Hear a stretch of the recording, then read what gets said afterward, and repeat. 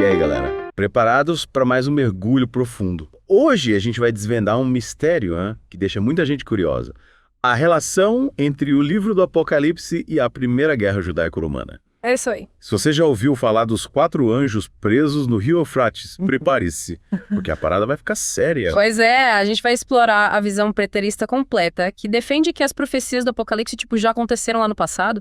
E olha, quando a gente junta as peças do quebra-cabeça histórico, a coisa fica interessante. E como fica? Vai começar, vamos direto ao ponto. Será que as 4 legiões romanas que lutaram naquela guerra, podem ser a representação real dos 4 anjos mencionados em Apocalipse 9.14?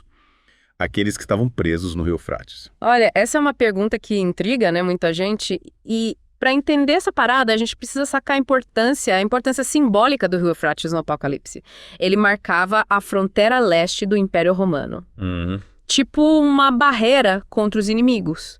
Faz sentido. Era tipo a linha de frente do Império, né? E essa ideia de fronteira combina perfeitamente com a treta toda da Primeira Guerra Judaico-Romana, né? Sim.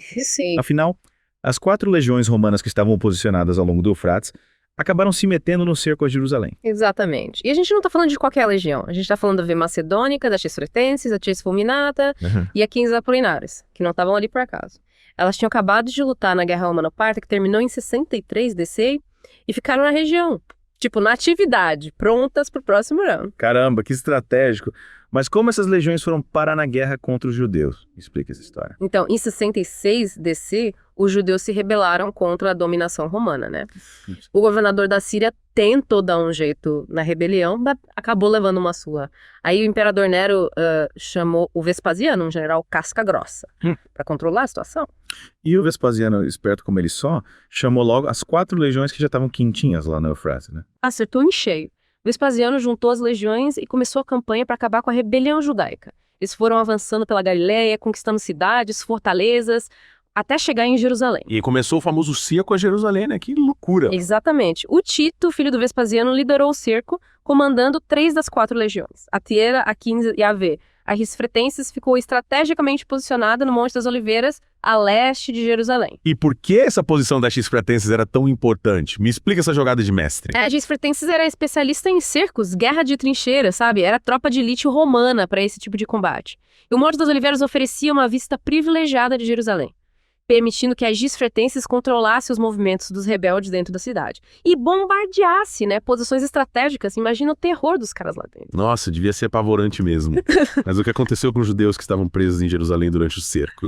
Me conta essa parte da história. Segundo o historiador Flávio Josefo, mais de 3 milhões de judeus estavam presos na cidade durante o cerco. Era gente pra caramba. E a situação era desesperadora. Cerca de 1,1 milhão deles morreram. Que tragédia! Essa quantidade absurda de mortes lembra a profecia de Apocalipse 9.18, que fala da morte de 1/3 da humanidade. E essa é uma das razões pelas quais alguns estudiosos acreditam que a Primeira Guerra Judaico-Romana foi o cumprimento da profecia dos 4 anjos. A guerra resultou na destruição de Jerusalém, na morte de milhares de judeus.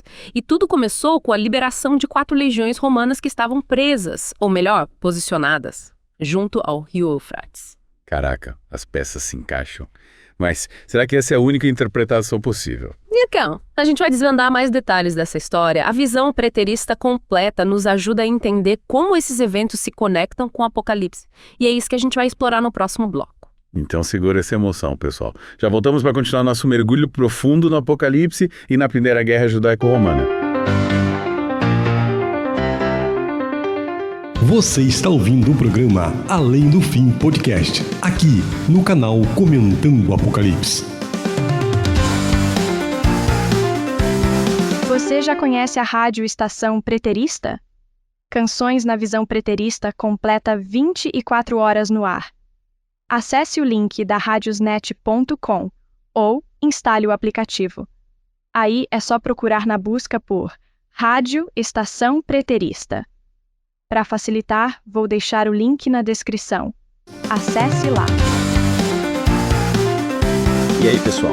De volta ao nosso mergulho profundo no Apocalipse. No bloco anterior, a gente viu como a Primeira Guerra Judaico-Romana se encaixa com a profecia dos 4 anjos presos junto ao Rio Eufrates. Lembrando que a gente está analisando tudo isso sob a ótica preterista completa. Ou seja, a gente acredita que as profecias do Apocalipse já aconteceram lá no passado. Isso aí. E agora a gente vai mergulhar em outro evento marcante daquela guerra.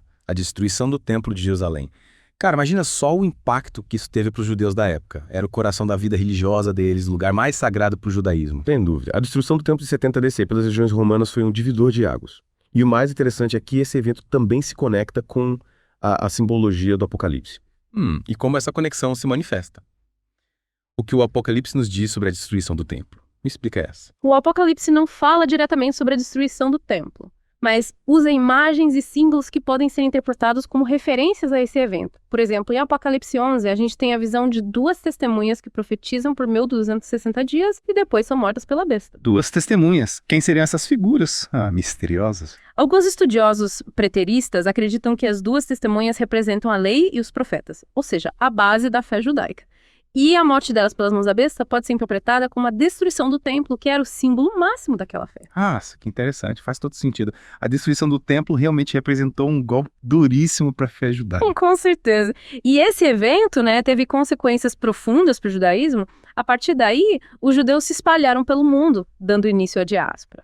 E a gente pode até traçar um paralelo entre a diáspora judaica e a profecia do Apocalipse sobre a mulher vestida de sol, né? Sim. Que foge para o deserto para escapar da perseguição do dragão. Me explica essa relação. Exatamente. Essa mulher, para os preteristas, representa o povo de Deus, que após a destruição de Jerusalém se espalhou pelo mundo, fugindo da perseguição romana.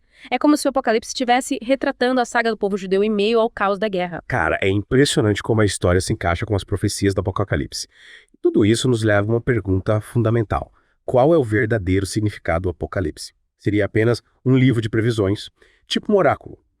Ou uma mensagem de esperança para os cristãos que viviam sob a opressão romana? Essa é uma pergunta de milhões de dólares. Para os preteristas, o Apocalipse não é um livro de terror, mas sim de esperança. Ele nos mostra que, apesar de todas as tragédias e sofrimentos, Deus está no controle da história e o bem sempre vence o mal. Esperança. Mas como assim? O Apocalipse fala de guerras, pestes, catástrofes. Me explica como isso pode ser uma mensagem de esperança. O Apocalipse para os cristãos da época era uma mensagem de conforto em tempos difíceis. Era como se dissesse, calma galera, o bicho tá pegando, mas no final Deus vai dar um jeito nessa bagunça. Entendi. Era uma forma de encorajar os cristãos a não desanimarem, mesmo diante das dificuldades, porque a vitória final seria de Deus. Exatamente. E essa mensagem de esperança continua relevante até hoje. Nos lembrando que, mesmo em meio aos perrengues da vida, Deus está com a gente e que a vitória final é dele. Pessoal, que tal a gente dar uma pausa para respirar e voltar com tudo no próximo bloco? A gente ainda vai explorar mais conexões entre o Apocalipse e a Primeira Guerra Judaico-Romana, com direito a análises de outros elementos simbólicos e históricos. Fiquem ligados porque ainda tem muita coisa interessante para a gente desvendar. Você está ouvindo o programa Além do Fim Podcast, aqui no canal Comentando o Apocalipse. Você já conhece a rádio Estação Preterista?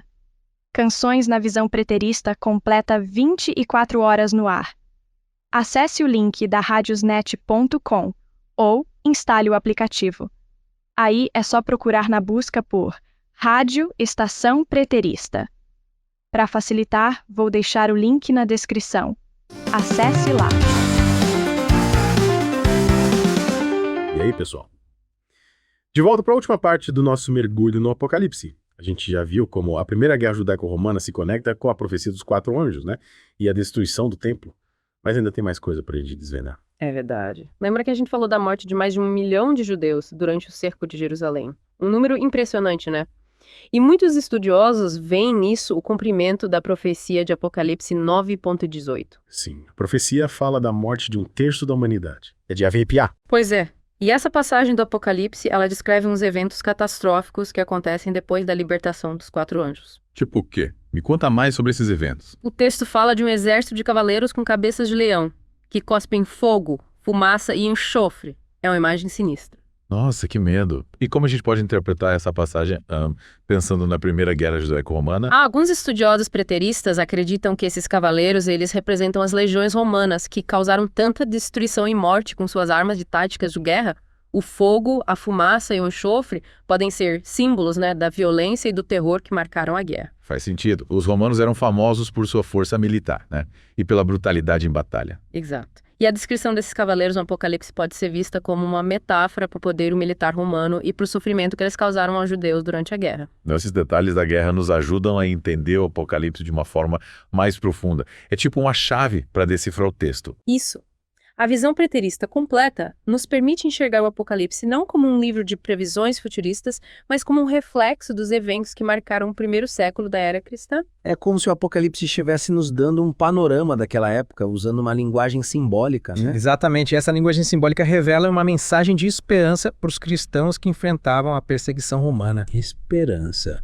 Mas o Apocalipse não é cheio de tragédias e destruição. Sim, mas ele também mostra que Deus está no controle da história. E que no final, o bem vence o mal.